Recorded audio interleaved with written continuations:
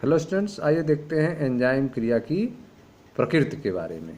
Enzyme क्रिया की क्या प्रकृति होती है इसके बारे में देखते हैं। देखिए ध्यान से, प्रत्येक एंजाइम ई के अणु में क्रियाधार बंधन स्थल मिलता है। ठीक है, प्रत्येक एंजाइम के अणु में क्या मिलता है? क्रियाधार बंधन स्थल, सबस्ट्रेट बाइंडिंग साइट मिलता है, जो क्रियाधार यस से बंधकर सक्रिय एंजाइम क्रियाधार सम्मिश्र का निर्माण करता है। ठीक है, तो प्रत्येक एंजाइम के अणु में क्रियाधार बंधन स्थल पाया जाता है, जो क्रियाधार से बंधकर सक्रिय एंजाइम क्रियाधार सम्मिश्र का निर्माण करता है, यस का निर्माण करता है। यह सम्मिश्र अल्पावधि का होता है। यह जो कॉम्प्लेक्स बनता है एंजाइम ई और सबस्ट्रेट ई के जुड़ने, यस के जुड़ने से, यह सम्मिश्र क्या होता है? अल्पावधि के होता है, शॉर्ट टाइम के लिए होता है, जो उत्पाद पी एवं अपरिवर्तित एंजाइम में विघटित हो जाता है। ठीक है, तो यह अल्प अवधि का होता है और यह जो है उत्पाद में और अपरिवर्तित एंजाइम में विघटित हो जाता है। इसके पूर्व मध्यावस्था के रूप में एंजाइम उत्पाद जटिल का निर्माण होता है। ठीक है, तो इसके पूर्व मध्यावस्था में क्या बनता है? एंजाइम उत्पाद जटिल का निर्माण होता है, ईपी का निर्माण होता है। ठीक है, देखिए ध्यान से, एंजाइम क्रियाधार जटिल ईएस का निर्माण उत्प्रेरण के लिए आवश्यक होता है। ठीक है, एंजाइम क्रियाधार जटिल अर्थात ईएस का निर्माण जो है वह उत्प्रेरण के लिए आवश्यक होता है। ठीक है, तो एंजाइम ई जो है क्रियाधार यस से जुड़ जाता है, जिससे एंजाइम क्रियाधार जटिल बनता है। ठीक है, उसके बाद एंजाइम उत्पाद जटिल बनता है, ईपी बनता है। ठीक है, इसके पूर्व मध्यावस्था के रूप में एंजाइम उत्पाद जटिल का निर्माण होता है। यह एंजाइम उत्पाद जटिल है, यह फिर टूट जाता है एंजाइम प्लस उत्पाद में। ठीक है, तो एंजाइम क्रिया के उत्प्रेरक चक्र को, एंजाइम क्रिया के उत्प्रेरक चक्र को निम्न चरणों में व्यक्त किया जा सकता है, निम्न स्टेप में व्यक्त किया जा सकता है। कौन कौन है? पहला है आपका सर्वप्रथम, सबसे पहले क्रियाधार सक्रिय स्थल में व्यवस्थित होकर एंजाइम के सक्रिय स्थल से बंध जाता है। सबसे पहले क्या होता है? क्रियाधार सक्रिय स्थल में व्यवस्थित होकर एंजाइम के सक्रिय स्थल से बंध जाता है।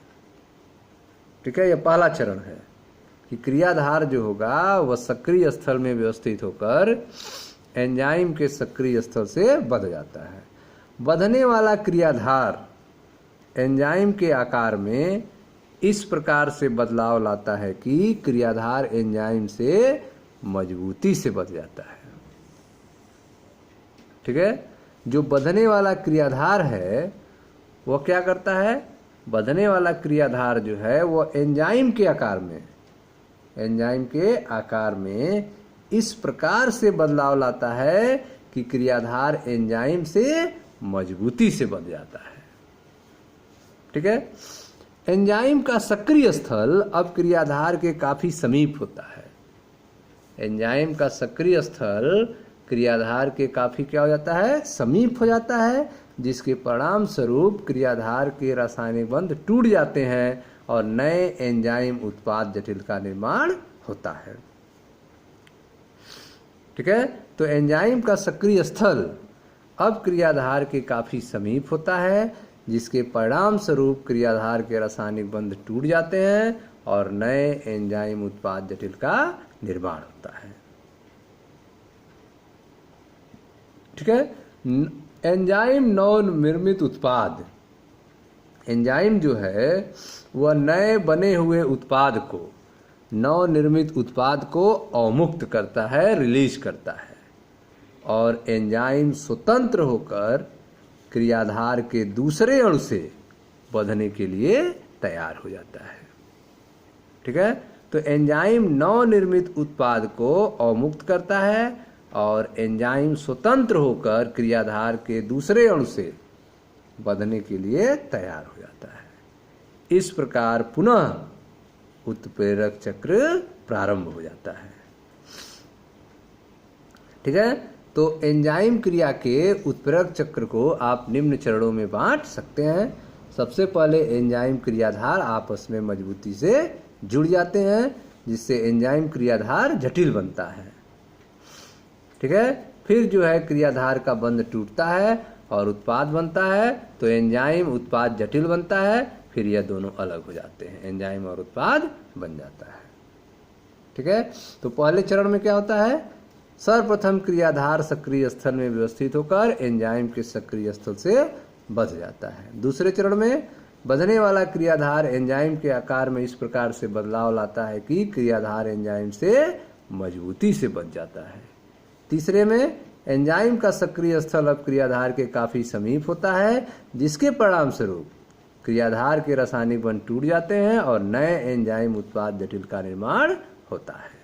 लास्ट में एंजाइम नवनिर्मित उत्पाद को मुक्त करता है और एंजाइम स्वतंत्र होकर क्रियाधार के दूसरे अणु से बंधने के लिए तैयार हो जाता है। इस प्रकार पुनः उत्प्रेरक चक्र प्रारंभ हो जाता है।